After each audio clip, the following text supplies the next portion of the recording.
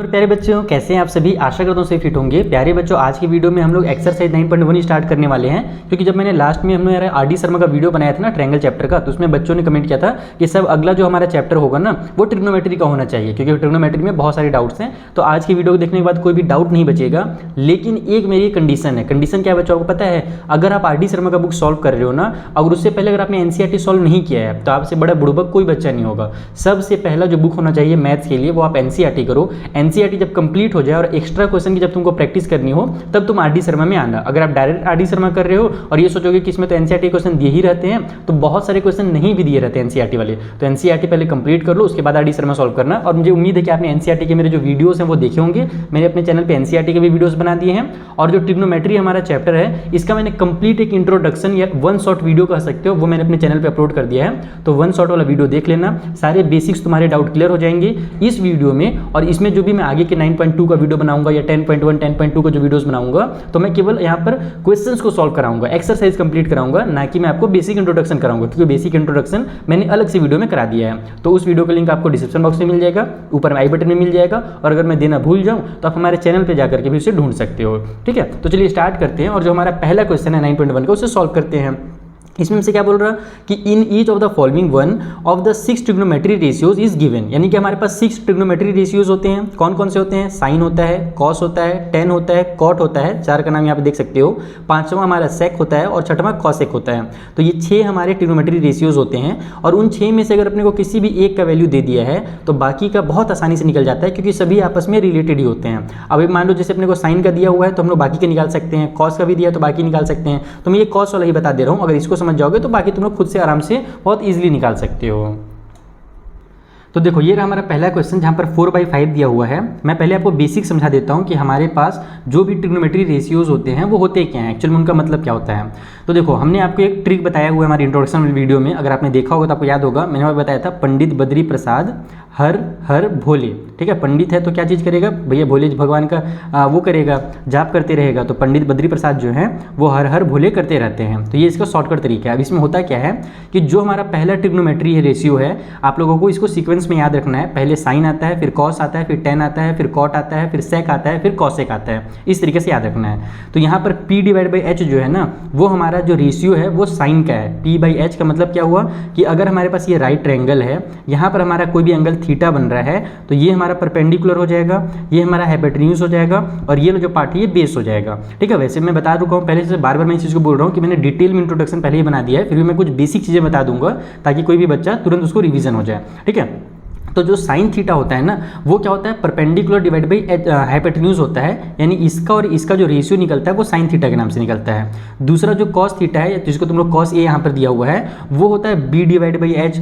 फिर तीसरा होता है टेन थीटा, जो कि होता है P/B, यानी कि परपेंडिकुलर डिवाइड बाई बेस। फिर जो कॉट होता है वो जस्ट उल्टा हो जाता है, यानी कि B/, जब P लिखोगे, इसी को जब उल्टा करके तुम B/P कर दोगे तो वो कॉट का हो जाता है वैल्यू। उसी तरीके से ये जो हमारा कॉस वाला था, इसको जब उल्टा कर दोगे, यानी कि B/H था, इसको H/ जब B कर दोगे तो ये हमारा सेक का वैल्यू हो जाएगा। और यहाँ पर जो P/H हमारा साइन का है, इसको जब उल्टा कर दोगे या फिर इसको जब तुम H/P लिख दोगे तो ये कॉसेक का हो जाता है। यानी कि सभी आपस में रिलेटेड होते हैं, बस अपने को ये तीनों चीज़ें पता होनी चाहिए। तो यहाँ पर अपने को कॉस का वैल्यू दिया है, यानी कि B/H का वैल्यू दिया है। तो ये जो 4/5 है ना, ये एक्चुअल में हमारा बेस है, और डिवाइड बाई में हाइपोटेन्यूज है। तो यहाँ पर हमारे पास बेस और हाइपोटेन्यूज का वैल्यू दिया हुआ है, हमें परपेंडिकुलर की वैल्यू पहले निकालनी पड़ेगी, और उसके बाद तीनों, यानी सॉरी 3 बोल रहा हूँ, 5 जो बचे हुए हमारे रेशियोज है वो निकल करके आ जाएंगे। ठीक है, तो हम लोग कैसे करेंगे? बहुत ही आसान है। आप लोग जानते हो राइट ट्रायंगल में क्या होता है? पाइथागोरस चचा का यूज होता है। तो यहाँ पर हम लोग आएंगे पाइथागोरस का थ्योरम। ठीक है, पाइथागोरस चचा को याद करेंगे, और उन्होंने क्या बताया था पाइथागोरस ने। दोनों एग्जाम में से चचा फचा मत लिखना ना, बस तुमको समझाने के लिए और थोड़ा सा इंटरेस्टिंग वे में पढ़ाने के लिए मैं इस तरीके से लिखते रहता हूँ, और मुझे पसंद भी इस टाइप से लिखना। तो यहाँ पर हमारे पास पाइथागोरस ने बताया था कि जो हाइपोटेन्यूज का स्क्वायर होता है वो परपेंडिकुलर का स्क्वायर प्लस बेस के स्क्वायर के बराबर होता है। अब हाइपोटेन्यूज का स्क्वायर अपने को दिया हुआ है, हाइपोटेन्यूज 5 है तो 5 का स्क्वायर हो जाएगा। इक्वल टू साइड में परपेंडिकुलर अपने को पता नहीं, वो निकालना है, प्लस में बेस का स्क्वायर यानी कि 4 का स्क्वायर हो जाएगा। तो यहाँ से तुम्हारा ये 5 का स्क्वायर हो जाएगा 25, 4 का स्क्वायर 16 हो जाएगा, उसको इधर ले आओ तो माइनस का 16, इक्वल टू साइड में P का स्क्वायर। तो ये बन जाएगा तुम्हारा 9 इक्वल टू P का स्क्वायर, यानी परपेंडिकुलर का स्क्वायर। इसको इधर ले आओ रूट में, यानी कि स्क्वायर को इधर ले आओगे तो वो रूट में आ जाएगा, और P की जो वैल्यू है वो 3 निकल करके आ जाएगी, प्लस वाली 3, ध्यान रखना ना। क्योंकि जब हम लोग लेंथ वगैरह की बात करते हैं तो वहाँ पे निगेटिव साइन हम लोग यूज़ नहीं करते हैं। तो जो परपेंडिकुलर है वो हमारा कितना निकल करके आ गया, वो हमारा 3 निकल करके आ गया। बस अब हम लोग सारे वैल्यूज आराम से निकाल सकते हैं। हमको सबसे पहले निकालना था साइन का वैल्यू, तो हम लोग जानते हैं साइन ए जो होगा वो क्या होगा, वो पी डिवाइड बाई एच होगा, यानी परपेंडिकुलर डिवाइड बाई एच। तो पी कितना है, 3 है ना, और डिवाइड बाई एच कितना है, तो एच हमने देखा कि वो 5 दिया हुआ था अकॉर्डिंग टू इस वाले रेशियो के। तो 3/5 जो होगा वो साइन ए की वैल्यू हो जाएगी। उसके बाद तुम लोग कॉस का वैल्यू दिया ही हुआ है, कॉस के बाद क्या आता है, 10 आता है। तुम लेकिन जब साइन का लिख लो ना तो तुम डायरेक्ट यहाँ पर कॉसेक का पहले लिख लो, क्योंकि जो कॉसेक होता है वो साइन का जस्ट उल्टा होता है। तो यहाँ पर बस तुमको इसको 5/3 करना रहेगा, तो तुमको दिमाग भी नहीं लगाना पड़ेगा, देखना भी नहीं पड़ेगा। तो इसलिए मैं ऐसे लिखता हूँ, ठीक है। उसके बाद अब तुम लोग क्या कर सकते हो, 10 का या फिर एक काम करो, कॉस का भी लिख लो। मैं कॉस बोल रहा हूँ यार, सेक का लिख लो, क्योंकि जो हमको कॉस का दिया ही हुआ है तो कॉस का जस्ट उल्टा होता है सेक, है ना। कॉस हमारा क्या होता है, b/h होता है, तो ये हमारा h/b हो जाएगा, और h/b यानी कि 5/4 हो जाएगा। तो कॉस का जस्ट उल्टा क्या हो जाएगा, सेक हो जाएगा। उसके बाद 10 और कॉट का लिख लो। तुम लोग चाहो तो लाइन से भी लिख सकते हो, मेरी आदत दोनों है, मैं ऐसे भी लिख देता हूँ कई बार जल्दीबाजी में रहता हूँ तो, या फिर मैं लाइन से भी लिखता हूँ, पहले साइन का लिखूंगा, फिर कॉस का दिया ही हुआ है, फिर 10 का लिखूंगा, फिर कॉट का लिखूंगा, फिर सेक का लिखूंगा, फिर कॉसेक का लिखूंगा, वैसे भी कर सकते हो। तो 10 का क्या होता है, p डिवाइड बाई b होता है, ठीक है ना। ये वहाँ यहाँ से देखो, मैं इसको देख के बता रहा हूँ, ये p डिवाइड बाई b, ये तुम लोग को याद होना चाहिए, मुझे वानी है, ठीक है। तो यहाँ पर हमारा p कितना था भैया, हमने कितना निकाला था, 3 निकाला था, और बेस कितना है तो 4 है, तो 3/4 हो जाएगा।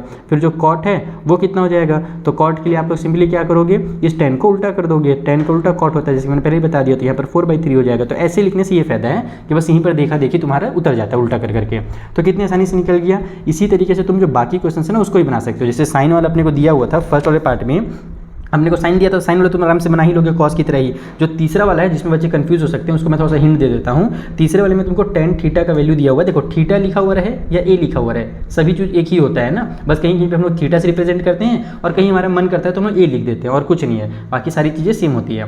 तो tan थीटा अपने को 11 दिया हुआ है। 11 का मतलब क्या हुआ कि 11 के नीचे एक 1 छुपा हुआ रहता है, हमेशा किसी भी नंबर के नीचे 1 रहता है ना, यानी कि आपको p डिवाइड बाई b का वैल्यू दिया हुआ है। ये आपका परपेंडिकुलर दिया हुआ है, ये आपका बेस दिया हुआ है। तुम यहाँ से h की वैल्यू निकाल लो, हाइपोटेन्यूज निकाल लो, और फिर इसी तरीके से पूरा का पूरा बन जाएगा। तो इस तरीके से तुम्हारा पहला क्वेश्चन होता है कंप्लीट। आई होप तुमको अच्छे समझ में आ गया होगा। चलो दूसरा क्वेश्चन उससे बनाते हैं। तो देखो जो दूसरा क्वेश्चन है ना, वहाँ पर हमें बोला जा रहा है कि एक राइट ट्रायंगल है जिसमें एंगल बी पर राइट एंगल बना हुआ है। ट्रायंगल का नाम भी ABC अपने को बता दिया है, तो आप इधर से भी ABC लिख सकते हो, इधर से भी लिख सकते हो, दोनों तरीके में आपका सेम ही आंसर आएगा। हमसे बोल रहा है AB का लेंथ है 24 सेंटीमीटर, BC का लेंथ है 7 सेंटीमीटर। AB यानी कि ये वाला दे दिया अपने को 24, और ये जो है अपने को दे दिया है 7। मान लेते हैं यहाँ पर एंगल बन रहा होगा, तो ये हमारा परपेंडिकुलर हो गया और ये हमारे पास बेस हो गया, ठीक है। तो अपने को बेस और परपेंडिकुलर का वैल्यू दे दिया गया है। अब अपने को क्या करना है, यहाँ से साइन ए और कॉस ए की वैल्यू चाहिए। तो हम लोग जानते हैं साइन के लिए भी अपने को हाइपोटेन्यूज की जरूरत पड़ता है, परपेंडिकुलर है ना, हमारा क्या होता है, पंडित बद्री प्रसाद हर हर बोले होता है, यानी कि हमारे पास हाइपोटेन्यूज का जो जरूरत है वो दोनों जगह पर है, यहाँ पर भी है और यहाँ पर भी है, कॉस वाले के लिए भी है। तो अपने को हाइपोटेन्यूज निकालना पड़ेगा। तो बस यहाँ पर लिखोगे, है ना, हमारे पास इन राइट ट्रायंगल, इस तरीके से लिखा जाता है एग्जाम में, इन राइट ट्रायंगल ABC, जो हमारा ABC राइट ट्रायंगल है, उसमें AC का स्क्वायर जो होगा वो इक्वल होगा AB का स्क्वायर प्लस में BC के स्क्वायर के। तो यहाँ से हमारे पास AC का स्क्वायर ही अपने को चाहिए ही, तो AC इक्वल टू हो जाएगा रूट के अंदर AB का स्क्वायर यानी कि 24 का स्क्वायर, और प्लस में BC का स्क्वायर यानी कि हमारे पास 7 का स्क्वायर। तो ये हो जाएगा तुम्हारा यहाँ से 24 का स्क्वायर कितना होता है 576, और 7 का स्क्वायर तुम्हारा कितना होता है 49 होता है। तो जो AC की वैल्यू होगी वो हो जाएगी रूट के अंदर, इन दोनों को ऐड करोगे तो 625, और 625 किसका स्क्वायर रूट होता है ना, स्क्वायर किसका होता है यानी कि, तो ये 25 का स्क्वायर होता है, तो इसका स्क्वायर रूट जो है वो 25 बन करके बाहर निकल जाएगा, यानी कि जो हमारी हाइपोटेन्यूज है ना ये वाली, ये हमारी 25 है। तो बस यहाँ पर से आप लोग आंसर लिख सकते हो कि इसलिए हमारा जो साइन ए होगा वो क्या होता है, हम लोग जानते हैं साइन जो होता है परपेंडिकुलर डिवाइड बाई हाइपोटेन्यूज होता है, परपेंडिकुलर यानी कि BC और डिवाइड बाई हाइपोटेन्यूज यानी कि AC। तो यहाँ से तुम्हारा ये निकल करके आ जाएगा 7 और डिवाइड बाई में हमारे पास 25, तो ये साइन ए की वैल्यू निकल करके आ गई। उसी तरीके से तुम कॉस ए की वैल्यू निकालोगे तो वो हो जाएगा तुम्हारा बेस यानी कि AB और डिवाइड बाई फिर से हाइपोटेन्यूज यानी कि AC। तो हमारा बेस कितना दिया हुआ था 24 दिया हुआ है क्वेश्चन में, और हाइपोटेन्यूज जो है वो हमारे पास आ जाएगा कितना, तो कहाँ की हाइपोटेन्यूज 25। तो इस तरीके से तुम्हारा दोनों वैल्यू निकल करके आ जाएगा। और सेकंड पार्ट में भी सेम टू सेम यही काम करना है, साइन C और कॉस C निकालना है, तो वो भी हमारा इसी तरीके से निकल करके आ जाएगा। अच्छा, लेकिन उसके ऊपर मैं एक्सप्लेन कर देता हूँ क्योंकि बच्चे लोग उसमें कंफ्यूज रहेंगे कि सर वहाँ पर हमारे पास साइन C और कॉस C दिया हुआ है, तो क्या सेम टू सेम आंसर होगा क्या, बस ए के बदले में C लिखना है क्या? तो नहीं, ऐसा नहीं है। उसमें क्या करना रहेगा, बस मैं आपको हिंट दे देता हूँ सेकंड वाले पार्ट के लिए, है ना, या फिर यहीं पे हिंट देता हूँ, फालतू में पेज वेस्ट क्या करना, इसमें आप लोग समझ में आ जाएगा। हमारे पास जो मैंने ट्रायंगल बनाया ऊपर में वो इस तरीके से बनाया, यहाँ पर A लिखा, यहाँ पर B लिखा, यहाँ पर C लिखा। तो मान लो फिर से मैं C लिख लेता हूँ, ABC लिख लेता हूँ, और फिर वही चीज़ है कि मेरा ये 24 हो जाएगा और ये 7 हो जाएगा जो अपने को क्वेश्चन में दिया हुआ था। लेकिन इस बार जो एंगल बन रहा है ना वो हमारा C में बन रहा है। साइन C का मतलब कि एंगल यहाँ पर बन रहा है, तो अगर एंगल यहाँ पर बन रहा है तो जहाँ भी एंगल बनता है उसका अपोजिट वाला परपेंडिकुलर होता है, यानी कि इस बार परपेंडिकुलर जो है ना आपको वो 24 को लेना है, और हमारा जो बेस होता है वो इस वाले एंगल से सटा हुआ रहता है, बाकी एक तो हाइपोटेन्यूज रहता ही रहता है, तो इसको अपन बेस कंसीडर करेंगे अगर यहाँ पर एंगल बन रहा है तो जो बेस होगा वो हमारा 7 हो जाएगा सेकंड क्वेश्चन के लिए, और फिर उसके अकॉर्डिंग तुमको सॉल्व कर लेना है सेम टू सेम जैसे यहाँ पर किए, पूरा का पूरा वैसे ही करना है। बस ध्यान रखना परपेंडिकुलर इस बार ये वाला होगा और बेस जो है वो ये वाला हो जाएगा जब तुम साइन सी का और कॉस सी का वैल्यू निकालोगे तो ये हो गया हमारा सेकंड क्वेश्चन। चलो जो थर्ड पार्ट है उसे बनाया जाए। तो देखो जो हमारा थर्ड क्वेश्चन है, फोर्थ है, फिफ्थ क्वेश्चन है ना, ये सारे के सारे क्वेश्चन मैंने अभी कुछ दिन पहले ही सॉल्व कराया है हमारे 8.1 वाले एक्सरसाइज में एनसीईआरटी में। देखो यहाँ पर ये कॉट वाला वैल्यू वाला दे दिया है क्वेश्चन, है ना, ये 3 कॉट ए वाला भी क्वेश्चन दे दिया गया है, और कौन सा क्वेश्चन था एक और आपका ये 15 कॉट ए वाला भी, ये भी क्वेश्चन में कहीं भी देखा। देखो ये क्वेश्चन, तो ये सारे क्वेश्चन मैं करा चुका हूँ, तो फालतू में टाइम वेस्ट नहीं कराता हूँ। आपको मुझे उम्मीद है कि आपने एनसीईआरटी को बुक सॉल्व किया ही होगा, अगर नहीं किया तो मैं फिर से बोल रहा हूँ एक बार कि एनसीईआरटी मस्ट है सॉल्व करना, उसके बाद तुम लोग आरडी शर्मा करते रहना। अगर तुमको एक्स्ट्रा प्रैक्टिस के लिए और क्वेश्चन चाहिए तो देखो मैंने क्या देखा है ना कि मेरे बहुत सारे बच्चे झारखंड यूपी बिहार से हैं और वो बच्चे बहुत महंगे बुक नहीं ले पाते हैं। जैसे कि मान लो अगर उनको सैंपल पेपर सॉल्व करने के लिए चाहिए नए सैंपल पेपर, तो उनके लिए फिर वही है ओसवाल वगैरह का मोटा बुक लेना पड़ेगा हर सब्जेक्ट का 500-500 रुपये दे करके, और वो बच्चे लोग कंसीडर नहीं कर पाते हैं, उतना पेरेंट लोग उतना इन्वेस्ट नहीं कर पाते उनके पढ़ाई में। तो मैंने क्या किया है, मैंने बहुत बेहतरीन तरीके से शॉर्टकट में यानी कि एकदम शॉर्ट तरीके से हैंड रिटन नोट्स बनाए हैं कि किसी भी चैप्टर को आप देखोगे बस एक बार और आपका क्विक रीजन हो जाएगा, और उन सभी नोट्स के नीचे में आपके पास मैंने 20-20 PYQs डाल दिए हैं हर चैप्टर का, सारे सब्जेक्ट का। केवल इंग्लिश और हिंदी का मैंने नहीं बनाया है क्योंकि वो बेसिक से सब्जेक्ट है, मेरे बच्चे कर लेते हैं। मेरे मेन जो फोकस था वो मैथ्स में था, साइंस में था और हमारा सोशल साइंस में था। लेकिन जो मैंने सैंपल पेपर बनाया है जिसकी बच्चों को बहुत ज़्यादा जरूरत होती है, तो मैंने हाफ ईयरली का 2-2 सैंपल पेपर बना दिया है। फाइनल एग्जाम के मैंने 4-4 सैंपल पेपर विद सॉल्यूशन बनाए हैं, और 4 सैंपल पेपर मेरा मैं पूरे सब्जेक्ट में मिलाकर नहीं बता रहा हूँ, मैं एक सब्जेक्ट बता रहा हूँ। मैथ के मैंने 4 सैंपल पेपर फाइनल एग्जाम के लिए बनाए हैं, साइंस के लिए 4 सैंपल पेपर। तो अगर आपको वो चीज़ें खरीदनी है तो बहुत ही मिनिमम कॉस्ट में आपको सॉफ्ट कॉपी उसका मिल जाएगा, ताकि आप लोग अच्छे से प्रैक्टिस कर सको सैंपल पेपर्स का। और उसमें मैंने ऐसे क्वेश्चंस डाले हूँ सैंपल पेपर में जो आपके प्रीवियस ईयर में आ भी चुके हैं, और उन क्वेश्चंस को आप लोग को सॉल्व करने के लिए आना भी चाहिए, क्योंकि वो ऐसे क्वेश्चंस हैं जो रैशनलाइज सिलेबस के अकॉर्डिंग है, प्रीवियस ईयर में आ भी चुके हैं, और जब सिलेबस रैशनलाइज हुआ तो वो क्वेश्चन हमने छांटे हैं ऐसा ताकि वो क्वेश्चन इस बार भी आ सके। ठीक है, तो ऐसे क्वेश्चन मैंने उन सैंपल पेपर में बना करके डाला है। तो वो सैंपल पेपर चाहिए अगर आपको, तो जो मैंने अपना शुरू में नंबर दिखाया था ना, पहला क्वेश्चन जब मैं सॉल्व कर रहा था, तो मेरा व्हाट्सअप नंबर 83 वाला, आप लोग उस वाले नंबर पे मैसेज करना, मेरी टीम आपसे बात करेगी, और वहाँ पर आपको जो भी उस समय का प्राइस चल रहा होगा, क्योंकि मैं ऑफर देते ही रहता हूँ, मैक्सिमम 399 उसकी प्राइस है, लेकिन मैं मैक्सिमम टाइम ऑफर रखता हूँ तो 249 के आसपास आपको मिल जाना चाहिए। ठीक है, तो आप लोग वहाँ पर जा करके उस नोट्स को जरूर से जरूर खरीद लेना अगर आप लोग अपने क्लास 10th को ना अच्छे से पढ़ना चाहते हो तो, और अगर आप लोग को बहुत सारे सैंपल पेपर सॉल्व करने के लिए चाहिए, क्योंकि एग्जाम में तुम ये सब क्वेश्चन यहाँ पर बना के जा रहे हो ना, एग्जाम में कई बार हमसे क्वेश्चन नहीं बनते हैं, हमको सैंपल पेपर की प्रैक्टिस बहुत जरूरी होती है, ताकि हमको एक पैटर्न पता चल जाए कि कैसे क्वेश्चन एग्जाम में आते हैं। ठीक है, तो चलो हटा वो सब बहुत सारी बातें जरूरी जो हैं वो बताता रहूँगा मैं। फिलहाल हम लोग ये क्वेश्चन एनसीईआरटी से देख लेना, एनसीईआरटी के वीडियोस हमारे चैनल जा करके। मैं आगे बढ़ता हूँ और ये जो क्वेश्चन नंबर हमारा 6 है इसको मैं तुमको सॉल्व करना सिखाता हूँ। तो देखो अपने को दिया क्या है, tan theta equal to a/b दिया हुआ है, हमको साइन और कॉस के फॉर्म में इसका वैल्यू निकाल करके लाना है। इस वाले क्वेश्चन में क्या लिख करके आना है अभी मैं आपको लिख करके दिखाऊंगा। पहले आप ये जान लो कि जो tan थीटा है वो उसका जो साइन और कॉस के साथ रिलेशन है ना, वो क्या रिलेशन है। तो कभी भी अगर आपके पास tan थीटा है ना, तो ये ध्यान रखना कि जो tan थीटा होता है वो साइन थीटा और कॉस थीटा को डिवाइड करने के बाद मिलता है, ये इसके बीच का रिलेशन है। और ऐसे रिलेशन आपको जब बहुत सारे आप क्वेश्चन प्रैक्टिस करोगे तब आपको पता चलेगा।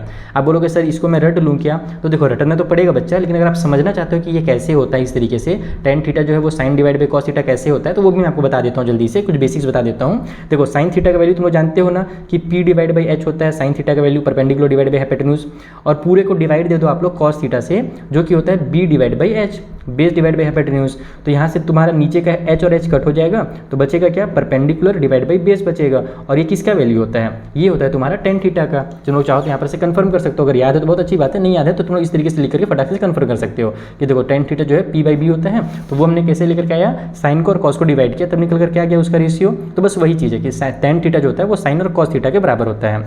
तो अब तुमको क्या करना है कि tan थीटा जो a/b दिया हुआ है उसको तुम लिखोगे साइन थीटा डिवाइड बाई में कॉस थीटा, इसका जो वैल्यू है वो ही हमारा a डिवाइड बाई b है। ये समझ में आ गया यहाँ से कि tan के बदले में हमने ये चीज़ लिख लिया जो कि यहाँ मैंने आपको समझा दिया है। अब अपने को निकालना क्या है क्वेश्चन में बोल रहा है आपको कॉस थीटा और प्लस में साइन थीटा, डिवाइड बाई में कॉस थीटा और माइनस में साइन थीटा के वैल्यू निकाल लिए हैं।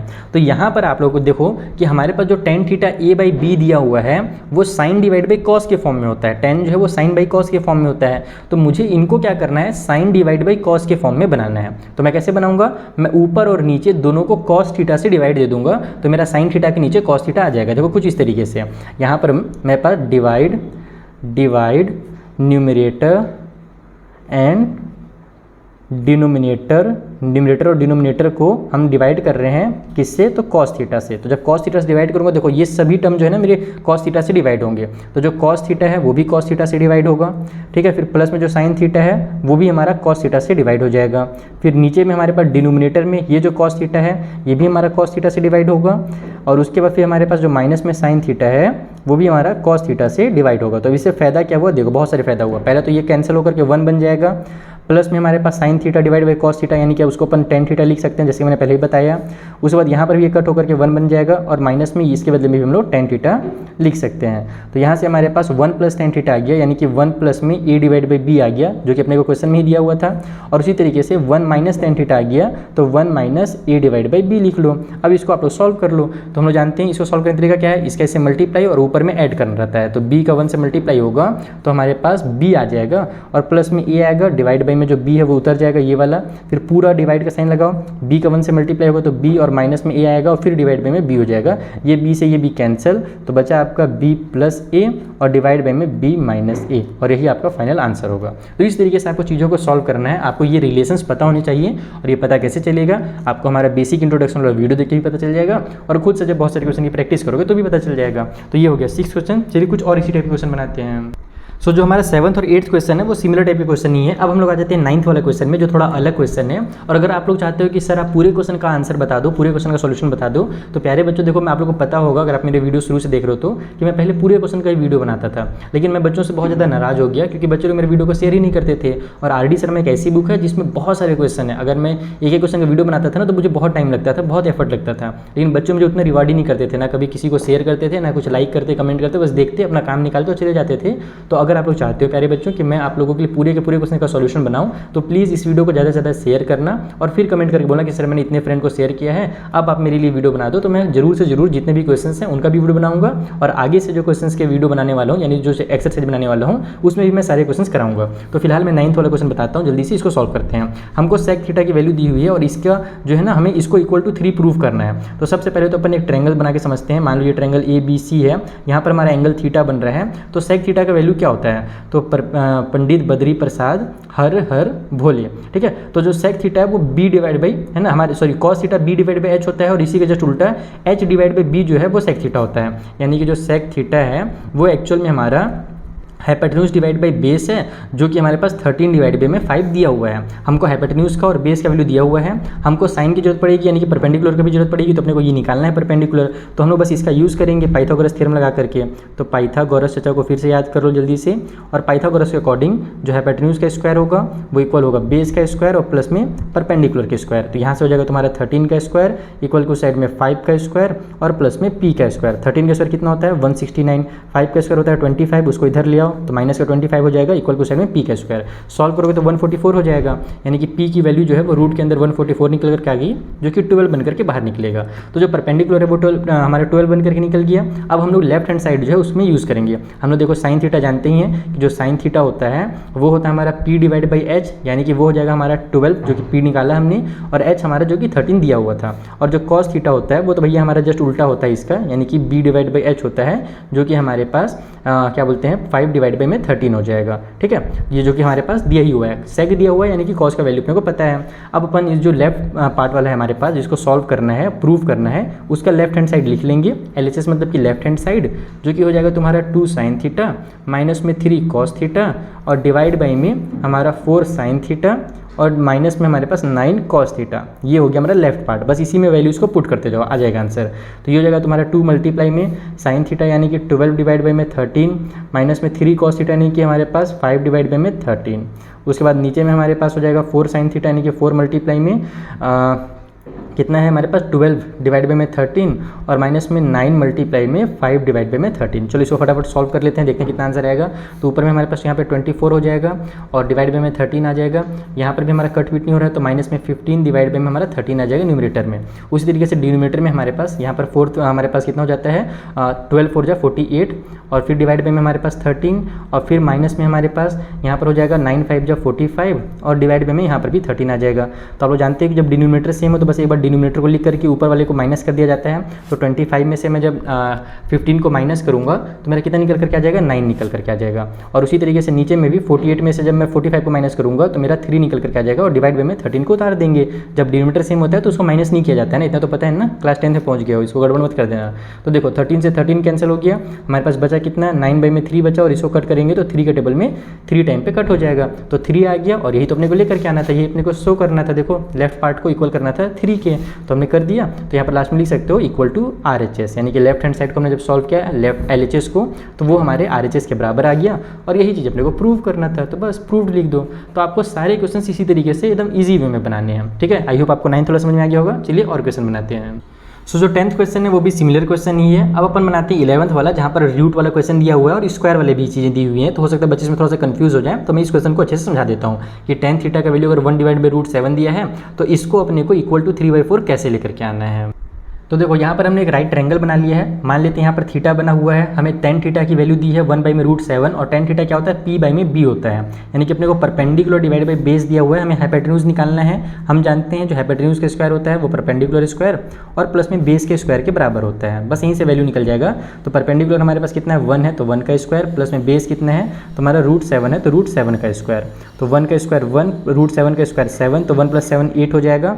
तो h की जो वैल्यू होगी, अभी तो स्क्वायर का वैल्यू निकल रहा था 8, तो अब h का वैल्यू निकालना है तो उस 8 को स्क्वायर को इधर ट्रांसफर करो तो 8 जो है वो रूट के अंदर आ जाएगा, ठीक है। तो जब 8 को अपन बाहर निकालेंगे तो 8 को क्या लिख सकते हैं अपन 2 × 2 लिखा जा सकता है। तो यहाँ से 2 का पेयर बन जाएगा और एक 2 जो है बेचारा जिसका पेयर नहीं बनेगा वो अंदर रह जाएगा। तो हाइपोटेन्यूज जो है वो हमारा 2 रूट में 2 निकल करके आ गया। बेस हमारे पास √7 दिया हुआ था और परपेंडिकुलर हमारे पास 1 दिया हुआ था। Is that clear. अपने को देखो कॉसेक और सेक का जरूरत पड़ने वाला है, तो हम लोग यहाँ पर से दोनों का वैल्यू निकाल लेते हैं। अगर मैं सेक थीटा की बात करूँ तो सेक थीटा क्या होता है h डिवाइड बाई b होता है। देखो यहाँ पर इसको बस उल्टा करना है।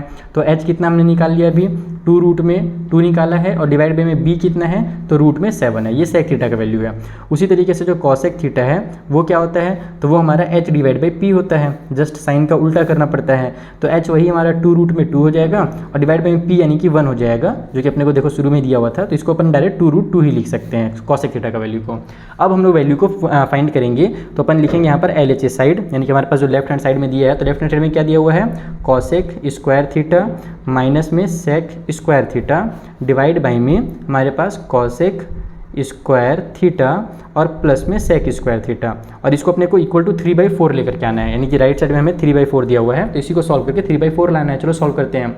तो कॉसेक स्क्वायर थीटा का मतलब हुआ कि इसका स्क्वायर करना है, तो आप लोग यहाँ पर सिंपली 2 रूट 2 का स्क्वायर कर दो, ठीक है। उसके बाद माइनस में सेक स्क्वायर थीटा है तो आप लोग यहाँ पर वही चीज़ करो, यानी कि 2 रूट में 2 डिवाइड बाई 7 का स्क्वायर कर दो कुछ इस तरीके से, ठीक है। √7 है यार, केवल 7 नहीं है ना, √7 है, तो इस तरीके से इसका स्क्वायर हो जाएगा। उसके बाद नीचे में भी काम सेम टू सेम हो जाएगा, ये हो जाएगा तुम्हारा 2 रूट 2 का स्क्वायर और प्लस में हमारे पास 2 रूट 2 और डिवाइड बाई में √7 का स्क्वायर। तो अब कितना बन जाएगा ये देखो 2 का स्क्वायर 4 होता है और √2 का जब स्क्वायर करेंगे तो वो 2 बन जाएगा, रूट का स्क्वायर करने से रूट हट जाता है। तो 4 का फिर 2 से मल्टीप्लाई करेंगे तो 4 2 जा 8 आ जाएगा, यानी कि इसको सॉल्व करने के बाद 8 आ गया। फिर माइनस की साइन के साथ यहाँ पर जब सॉल्व करेंगे तो देखो 2 का स्क्वायर हो जाएगा 4 और यहाँ पर ये 2/7 बन जाएगा कुछ इस तरीके से। देखो 2 मल्टीप्लाई में ये 2 हट जाएगा रूट से और 7 भी रूट से हट जाएगा, तो 2/7 हो गया। तो 2 2 जा 4 डिवाइड बाई 7 आ जाएगा इसका वैल्यू। तो यहाँ पर मैं 4 डिवाइड बाई 7 डायरेक्ट लिख देता हूँ। नीचे साइड भी वही चीज़ होगा, यहाँ पर 8 और बस प्लस के साइन के साथ हमारा 4 डिवाइड बाई 7 आ गया। तो अब इसको सॉल्व कर लो। 7 हमारे 56 माइनस में 4 डिवाइड बाई में 7 अच्छा सॉरी यार डिवाइड बाई में 7 लिखना पड़ेगा, ये वाला 7 फिलहाल लिखना पड़ेगा इस स्टेप में। उसी तरीके से यहाँ पर भी 7 56 और प्लस में 4 और डिवाइड बाई में 7। अब यहाँ पर अगले स्टेप में इसको माइनस करो पहले तो ये हो जाएगा तुम्हारा 52 डिवाइड बाई में 7 और नीचे में हमारे पास 60 डिवाइड बाई में 7। उल्टा कर दो तुम्हारा आंसर निकल कर क्या आ जाएगा। देखो ऐसे कट भी किया जा सकता है, डिनोमिनेटर से डिनोमिनेटर ऐसे कट भी कर सकते हो, अगर नहीं करना चाहो तो रेसिप्रोकल किया जाता है, यानी कि इस डिवाइड के साइन को मल्टीप्लाई में चेंज करते हैं और ये जो नीचे वाला फ्रैक्शन है इसको उल्टा कर देते हैं। बाकी हमने ऐसे डायरेक्ट कट कर दिया है, तो अब डायरेक्ट इसको अपन 52 डिवाइड बाई 60 लिखेंगे और इसको जब अपन कट करेंगे तो ना यार, ये तो 3/4 नहीं निकल कर क्या आ रहा है, कुछ गड़बड़ किया है मैंने। क्या गड़बड़ किया है? 7 8 56 7 7 7 49 7 56, ठीक तो क्या यार, कुछ गड़बड़ तो नहीं किया मैंने? क्या गड़बड़ हुआ है दया? सोचो सोचो सोचो, जल्दी से सोचो। अच्छा, ये गड़बड़ हुआ है कि 2 2 जब 4 होगा ना, ये 2 का स्क्वायर 4 होगा यहाँ पर, और 4 2 जब फिर मेरा 8 होगा, तो 8/7 आएगा एक्चुअल में, ठीक है। तो यहाँ भी 8 होगा, तो ये भी हमारा 8 होगा, ये भी 8 होगा, ये भी 8 होगा। ये गड़बड़ किया मैंने हड़बड़ी में। मुझे ये काम करना था, इस स्टेप को डिटेल में यहाँ पे एक बार लिख लेना था, डायरेक्ट शॉर्टकट में नहीं लिखना था। तो शॉर्टकट मारा मैंने, तो मैंने गड़बड़ कर दिया। तो तुम लोग भी एग्जाम में शॉर्टकट मत मारने, तो तुम लोग से भी हो सकता है गड़बड़ हो जाए। तो अब माइनस करूँगा तो अब आंसर आ जाएगा। देखो 7 से 7 तो कट हो ही जाएगा। मेन अपने पास बचा क्या है, तो 56 में से हमारा 8 माइनस होगा तो कितना आ जाएगा, 48 आ जाएगा, डिवाइड बाई में 7। और नीचे में हमारा 56 प्लस में 8 करेंगे तो 56 और प्लस 8 कितना होता है, 64 होता है, और डिवाइड बाई में 7, तो 7 से 7 कट हो गया, 48 डिवाइड बाई में हमारे पास 64 आ गया। अब इसको तुम लोग कट कर लो, तो ये कितना से कट हो रहा है हमारे पास, कितना से हम लोग कौन सा टेबल पढ़े कि एक ही बार में कट हो जाए। वैसे छोटे नंबर से तो कट हो ही रहा है, मैं बड़े नंबर से चाह रहा था एक ही बार में मैं इसको पूरा का पूरा निपटा ही देता हूँ।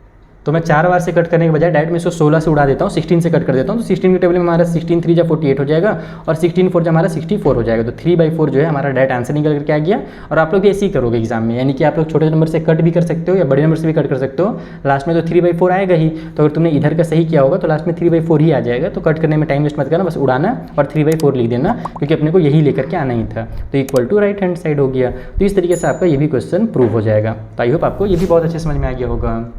अब हम लोग ये 13 वाला क्वेश्चन बना लेते हैं। ये थोड़ा सा अलग क्वेश्चन है, यहाँ पर साइन थीटा और टेन थीटा को दिया हुआ है कॉस थीटा से कनेक्ट करने के लिए, और यहाँ पर नंबर वाला फिर से क्वेश्चन आ गया है। तो चलो जल्दी से इसको भी बनाया जाए। सबसे पहले तो देखो साइन की वैल्यू चाहिए, तो यानी कि परपेंडिकुलर अपने को चाहिए। तो अपने को अगर कॉस थीटा दिया हुआ है, राइट ट्रायंगल बना लो, यहाँ पर थीटा बना लो, और फिर से वही पंडित बद्री प्रसाद। मैं इस बार हर बार इसको इसलिए लिखता हूँ ताकि मैं खुद ही कन्फ्यूज ना हो जाऊँ, क्योंकि इतना सारा हमारा रेशियो है ना, और बहुत ज़्यादा देखो जिस बच्चे का नॉर्मल IQ रहता है ना, उसको ये बार बार याद भी नहीं होता है, यानी एक ही बार में तुरंत याद नहीं होगा। जब आप बहुत सारे क्वेश्चन की प्रैक्टिस करोगे तो तुमको याद हो जाएगा। तो यहाँ पर हमारे पास जो कॉस थीटा होता है वो होता है b/में h, यानी कि अपने को b डिवाइड बाई h की जो वैल्यू है ना, इसको आप लिख भी दोगे ना कि कॉस थीटा जो है वो b/h होता है, वही अपने को 3/5 जो है वो दिया हुआ है, यानी b और ये h की वैल्यू है। अपने को निकालना है कि अपने को तो p निकालना है, तो फिर से वही करेंगे। h का स्क्वायर जो होता है वो p square plus b square होता है पाइथागोरस थ्योरम के अकॉर्डिंग। तो यहाँ से हमारे पास h का स्क्वायर हो जाएगा 25, मैं डायरेक्ट कर रहा हूँ ना एकदम फटाफट। उसके बाद b का स्क्वायर 9 होगा, और 9 को इधर ले आऊँगा तो माइनस का 9 हो जाएगा, इक्वल को साइड में p का स्क्वायर। तो ये कितना बन जाएगा, 16 बन जाएगा। यानी कि आप लोग p स्क्वायर इक्वल टू 16 लिखो, या फिर p इक्वल टू 4 लिखो, बतिया एक ही है ना। ये 16 जो है 4 बन करके बाहर निकलेगा रूट से, जब स्क्वायर को हटाएंगे तो p का वैल्यू हमारा 4 निकल करके आ गया। अब हम लोग वैल्यूज़ को पुट करते हैं, या फिर वैल्यू एक बार चलो यहाँ पर निकाल भी लेते हैं। हम लोग जानते हैं कि जो साइन थीटा होता है वो होता है हमारा p/में h, और p हमने निकाला 4, और h की वैल्यू दी हुई थी 5। उसी तरीके से जो टेन थीटा होता है वो होता है हमारा p/में b, तो p/b यानी कि हमारा 4 और डिवाइड बाई में 3 हो जाएगा b की वैल्यू जो कि अपने क्वेश्चन में दी हुई थी। तो ये हमने साइन और टेन थीटा का वैल्यू लिख लिया है, ताकि जब मैं सॉल्व करूँ तो डायरेक्ट आंसर आ जाए। नाउ अब हमारे पास हमको निकालना क्या था, हमको निकालना था साइन थीटा प्लस में 1 divide by tan theta divide by में हमारे पास 2 टेन थीटा। अब ये 2 टेन थीटा का मतलब क्या है कि 2 का मल्टीप्लाई हो रहा है टेन थीटा से। तो यहाँ से तुम लोग साइन थीटा का वैल्यू लिखोगे 4/में 5 प्लस में 1 डिवाइड बाई टेन थीटा है, यानी कि जो हमारे पास 4/5 है ना, जस्ट उसका उल्टा हो जाएगा, है ना। ये हमारे पास जो 4/3 है ना, सॉरी 4/3 हमारा टेन थीटा का वैल्यू दिया हुआ है। तो 1 का मतलब होता है कि अगर हम लोग किसी का भी 1 डिवाइड बाई कर रहे हैं, इसका मतलब कि उसका रेसिप्रोकल कर रहे हैं। तो 4/3 को अपन 3/4 करके लिख देंगे अगले स्टेप में, और नीचे में 2 टेन थीटा है, तो 2 × 4/3 हो जाएगा। तो यहाँ से तुम्हारा ये बन गया 4/में 5 प्लस में 3/में 4, इसका मैंने रेसिप्रोकल कर दिया, है ना। 1 के नीचे क्योंकि 1 छुपा हुआ रहता है, और इस डिवाइड को जो मल्टीप्लाई में चेंज करोगे तो वो 3/4 बना लेता है। और नीचे में हमारा 4 2 = 8 डिवाइड बाई में हमारा 3 हो जाएगा। अब इसको अपन सॉल्व कर लेते हैं। तो 5 और 4 का एलसीएम हो जाएगा 20, यानी कि 5 और 4 का एलसीएम 20 को 5 से डिवाइड दो तो 4 आएगा, और ऊपर में उसका मल्टीप्लाई करो, 4 4 = 16, 20 को 4 से डिवाइड दो तो 5, और 5 3 जो हो जाता है 15। नीचे में हमारे पास 8 डिवाइड बाई में 3 है। अब इसको अगर सॉल्व करते हैं तो ऊपर में ऐड करेंगे तो 31 डिवाइड बाई में 20 आ गया। इस डिवाइड के साइन को मल्टीप्लाई में चेंज करो और रेसिप्रोकल कर दो, यानी कि 3/में 8 बना दो नीचे वाले को, इस वाले को।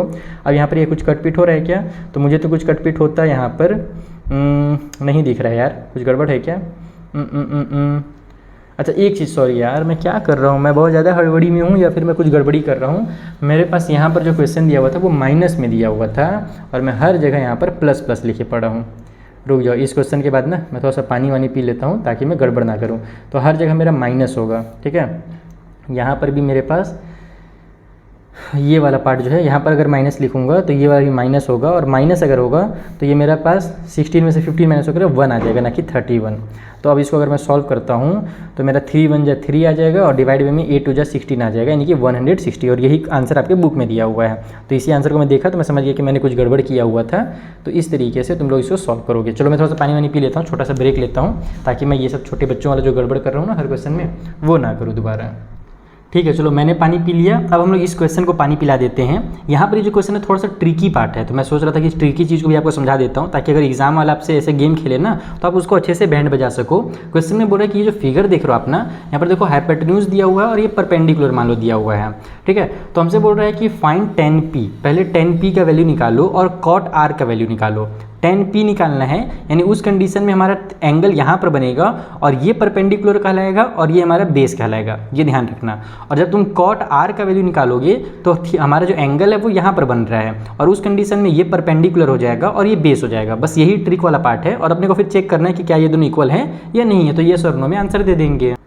तो देखो ये हमें डायग्राम कुछ इस तरीके से दिया हुआ है, हमें tan p और cot r का वैल्यू चाहिए। चलो देखते हैं कि tan p और cot r क्या होता है। तो पंडित जी बद्री प्रसाद, चलिए जल्दी से बोलिए हर हर भोले। तो यहीं पर आप देखो p बाई b जो होता है वो हमारा परपेंडिकुलर होता है, यानी कि अपने को इसका जरूरत पड़ेगा ही पड़ेगा, चाहे आप इसको बेस कह लो या फिर इसको परपेंडिकुलर कह लो, इस वाले साइड की जरूरत पड़ेगी। तो आप लोग पहले वो साइड निकालो। तो यहाँ पर लिखो पहले in triangle P Q R, जो ट्रायंगल पी क्यू आर है उसमें जो पी आर हमारा हाइपोटेन्यूज है, अगर उसका स्क्वायर करेंगे तो वो पी क्यू का स्क्वायर और प्लस में आर क्यू जो हमारा बेस है उसके स्क्वायर के बराबर होगा, और यहीं से अपने को आर क्यू निकालना है। तो पी आर कितना दिया हुआ है, 13 दिया हुआ है, तो 13 का स्क्वायर हो जाएगा।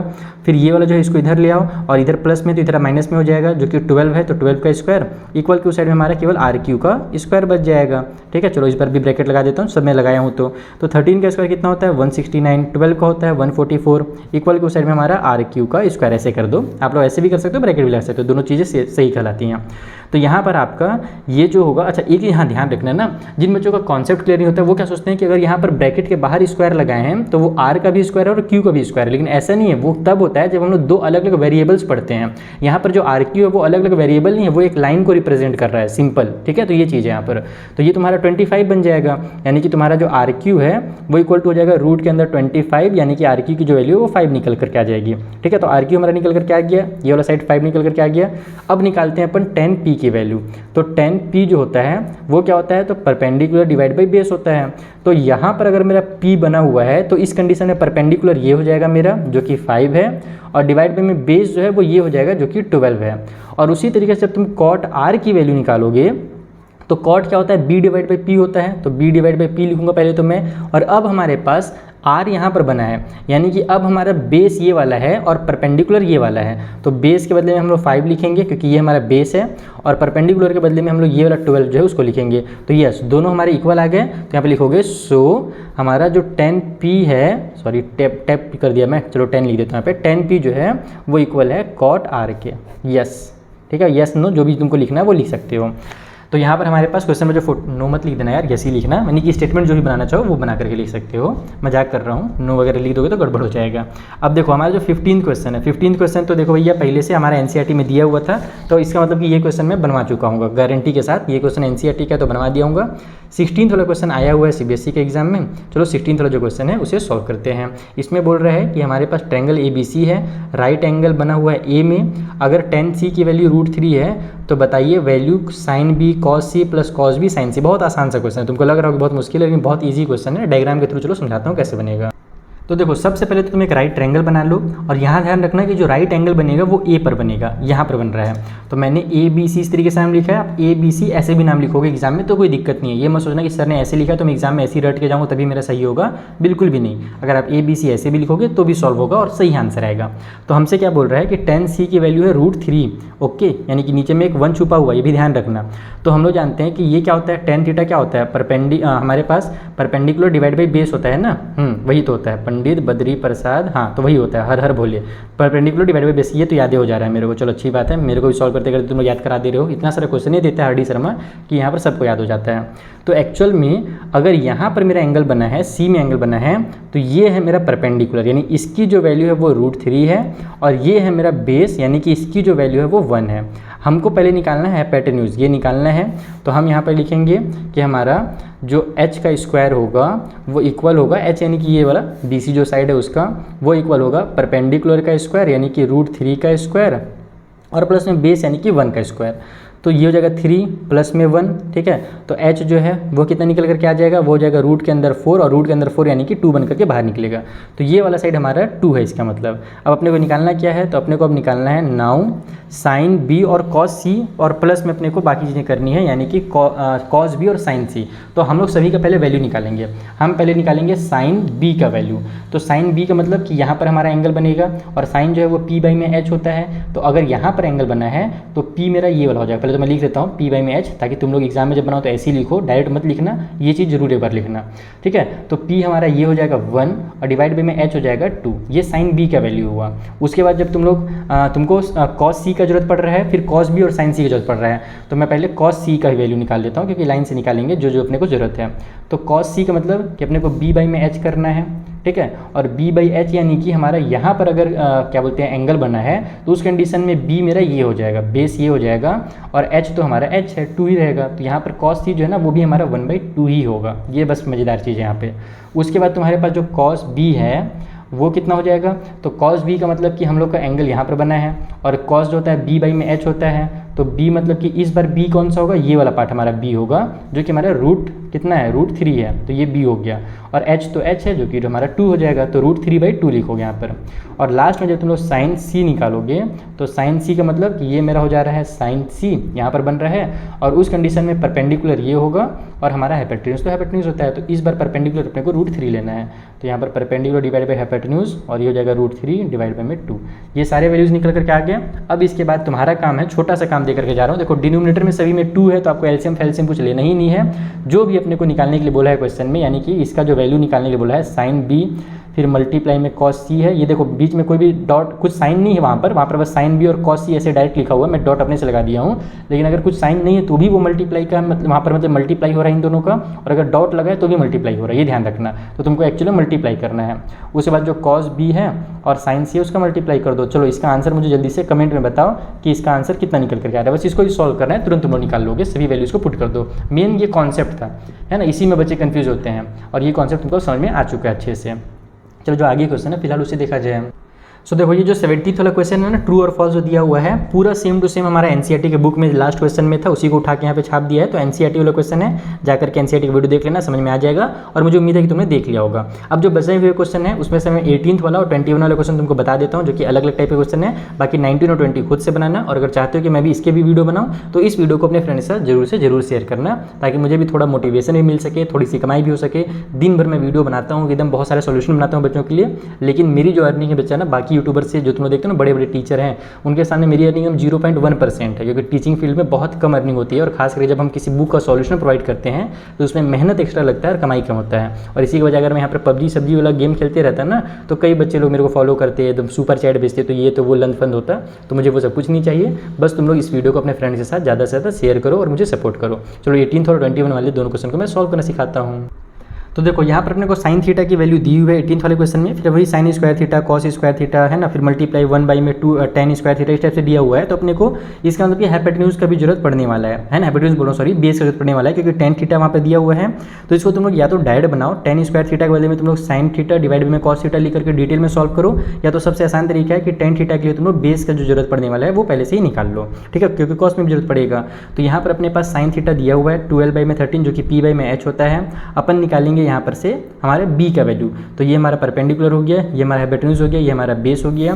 तो यहाँ पर से हम लोग लिखेंगे डायरेक्ट कि h का जो स्क्वायर है, मैं डायरेक्ट बना रहा हूँ ना, मैं पाइथागोरस थ्योरम वगैरह कुछ नहीं लिख रहा हूँ, तुम लोग एग्जाम में जब बनाओ तो डिटेल में लिखना, ठीक है। तो यहाँ से हमारे पास ये हो जाएगा 13 का स्क्वायर, फिर हमारे पास परपेंडिकुलर दिया हुआ है 12, तो इधर आकर के माइनस में 12 का स्क्वायर हो जाएगा और इक्वल की साइड में b का स्क्वायर रह जाएगा। वही चीज़ आएगा 13 स्क्वायर यानी 169, 12 का स्क्वायर 144, 169 में से 144 माइनस होगा तो 25 इक्वल टू b स्क्वायर लिख लो, या फिर b की वैल्यू जो है वो डायरेक्ट तुम लोग 5 भी लिख सकते हो। तो ये तुम्हारा आंसर निकल के आ गया, b जो है वो हमारा 5 है। अब हम लोग यहाँ पर से कॉस का भी और टेन का भी दोनों का वैल्यू निकाल लेंगे पहले, और फिर जो हमको सॉल्व करने के दिया हुआ है उसको सॉल्व करेंगे। तो हम लोग जानते हैं जो कॉस थीटा होता है वो होता है बी डिवाइड बाई एच। देखो मुझे भी याद हो गया, पी बाई में एच, बी बाई में एच, फिर पी बाई में बी। तो देखो जब तुम लोग भी सॉल्व करोगे तुम लोग को भी याद हो जाएगा। तो बी हमारे पास कितना है 5 है, डिवाइड बाई में एच कितना है, तो हमारे पास एच एच एच कितना है 13 है, तो 13 5/13 हो गया कॉस थीटा। टेन थीटा क्या होता है भैया, टेन थीटा होता है पी डिवाइड बाई बी। तो यहाँ से पी अपने पास कितना है, पी अपने पास है 12, डिवाइड में बी कितना है, तो बी हमारे पास है 5, तो 12/5 हो गया। अब हम लोग को जो चीज़ सॉल्व करना है उसको मैं यहाँ पे बगल में डिटेल में सॉल्व करता हूँ।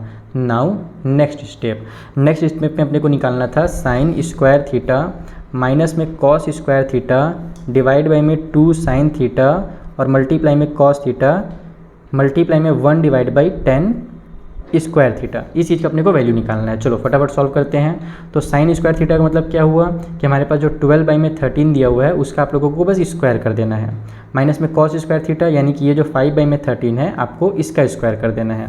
फिर पूरे के डिवाइड बाई में 2 sine theta multiply cos theta, 2 multiply 12/13 multiply में 5/13 हो जाएगा।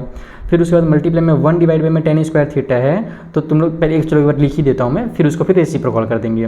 तो 10 स्क्वायर थीटा यानी कि 12 डिवाइड बाई में 5 का स्क्वायर। तो इस तरीके से हमने सारे वैल्यूज पुट किए हैं। चलो इसको जल्दी से वैल्यू फाइंड करते हैं। सो 12 का स्क्वायर से स्टार्ट करते हैं। यहाँ पर 12 का स्क्वायर कितना हो जाएगा 144 हो जाएगा, डिवाइड में 13 का स्क्वायर यानी कि 169 हो जाएगा, माइनस में 5 का स्क्वायर यानी कि 25 हो जाएगा, डिवाइड में 13 स्क्वायर यानी कि यहाँ भी 169 हो जाएगा।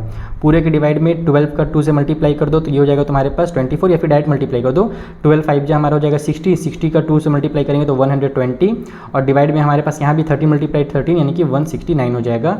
इसका जैसे कि मैंने बताया कि 1 डिवाइड बाई है, इसका मतलब कि इसका बस आपको उल्टा करके लिख देना है और कुछ नहीं करना है, रेसिप्रोकल कर देना है। तो ये देखो 12 का स्क्वायर जो होगा ना वो नीचे हो जाएगा और 5 का स्क्वायर ऊपर हो जाएगा। तो 5 का स्क्वायर 25 होता है, तो 25 ऊपर चला जाएगा, और 12 का स्क्वायर 144 जो है वो नीचे निकल करके आ जाएगा। अब यहाँ पर जब तुम इसको सॉल्व करोगे तो देखो डिनोमिनेटर सेम टू सेम है, तो डिनोमिनेटर तो एक बार उतर जाएगा 169, ऊपर वाला जो है वो आपस में माइनस हो जाएगा। तो 44 में से अगर अपन 20 को माइनस करेंगे तो आ जाएगा तुम्हारा 20 है ना 124 आ जाएगा, और 5 और माइनस करेंगे तो 119 आ जाएगा। तो ऊपर में 119 आ गया, नीचे में हमारे पास 120 और डिवाइड बाई में 169 है। यहाँ से इन दोनों को उड़ाने वाला हूँ मैं अगले स्टेप में। इसको फिलहाल उतार लेता हूँ पहले, 25 डिवाइड बाई में 144 को, इसको और इसको उड़ा दो, बचा तुम्हारे पास ये वाला पार्ट यानी कि 119 मल्टीप्लाई में 25 और डिवाइड में तुम्हारे पास बच गया ये वाला 120 और मल्टीप्लाई में 144। अब सिंपली आप लोग इसको क्या करोगे, यहाँ पर मल्टीप्लाई करना चाहो मल्टीप्लाई कर लो, कट करना चाहो कट कर लो। आप लोग का जो आंसर आएगा डायरेक्ट मैं बता देता हूँ, वो आ जाएगा तुम्हारा 595 और डिवाइड में तुम्हारा हो जाएगा 3456 जो कि तुम्हारे बुक में दिया हुआ है। तो इस तरीके से तुम्हारा कंप्लीट आंसर होगा। आई होप तुमको ये क्वेश्चन ही बहुत अच्छे से समझ में आ गया होगा। अगर कुछ भी डाउट हो तो तुम लोग इंस्टाग्राम के थ्रू, टेलीग्राम के थ्रू या फिर कमेंट करके भी पूछ सकते हो। मैं ज़्यादातर टेलीग्राम पे एक्टिव रहता हूँ, तो वहाँ पर तुम लोग के ज़्यादा चांसेस हैं आंसर मिलने के, तो वहाँ पर तुमसे हमसे आकर के बात कर सकते हो। बाकी जैसे कि मैंने बताया कि सैम्पल पेपर जरूर से जरूर सॉल्व करना। चलो एक लास्ट क्वेश्चन है 21 नंबर का, उसे मैं इसी वीडियो में कंप्लीट कर लेता हूँ। तो देखो ये हमारा लास्ट क्वेश्चन है 21 नंबर का। इसमें इसको दिया हुआ है यानी 3 cos theta minus 4 sin theta ये equal to 2 cos theta plus sin theta. ये क्वेश्चन में अपने को गिवन है और हमसे बोल रहा है कि इस चीज़ का यूज़ करके आप लोग tan थीटा का वैल्यू निकालो। तो बहुत ही सिंपल है, तुम लोग बस इसको ही सॉल्व करो, तुम्हारा tan थीटा का वैल्यू आ जाएगा। cos थीटा को इधर ले आओ, sin थीटा को उधर ले जाओ, तो देखो कुछ इस तरीके से बन जाएगा 3 cos थीटा माइनस में 2 cos थीटा हो जाएगा। ठीक है, क्योंकि ये जो cos थीटा इधर प्लस में था इधर आकर माइनस में हो जाएगा। उसी तरीके से राइट में ये sin थीटा है, ये माइनस और इधर जाकर के प्लस में 4 sin थीटा हो जाएगा, है ना, क्योंकि लेफ्ट में माइनस में था। तो 3 में से 2 माइनस होगा तो 1 cos थीटा आएगा। ठीक है, और यहाँ पर हमारे पास इसको 1 लिख भी देता हूँ मैं ताकि तुमको अच्छे समझ में आए। इक्वल के उस साइड में यहाँ sin थीटा और प्लस ये 1 है और ये 4 है, मिलकर के 5 sin थीटा बना लेंगे। अब तुमको क्या पता है कि हम लोग का जो tan थीटा होता है वो sin डिवाइड बाई cos होता है। मैंने स्टार्टिंग के क्वेश्चन नहीं बताया था इस चीज़ को। तो तुम क्या करो, इस cos को उधर ले जाओ, 5 को इधर ले आओ। तो ये 5 जो उधर मल्टीप्लाई में है, यहाँ पर 1 भी मल्टीप्लाई में है, 5 इधर मल्टीप्लाई था, इधर आकर के 1 के साथ डिवाइड में हो जाएगा। cos जो इधर मल्टीप्लाई में है, जब हम उसको राइट साइड में भेजेंगे तो इधर जाकर के cos थीटा जो है वो डिवाइड में cos थीटा हो जाएगा।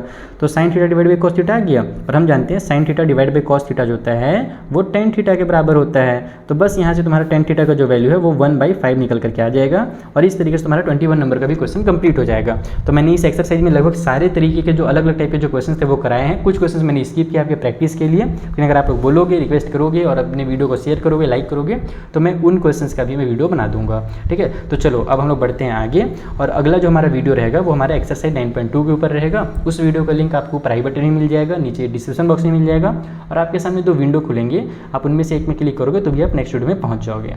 Thank you once again.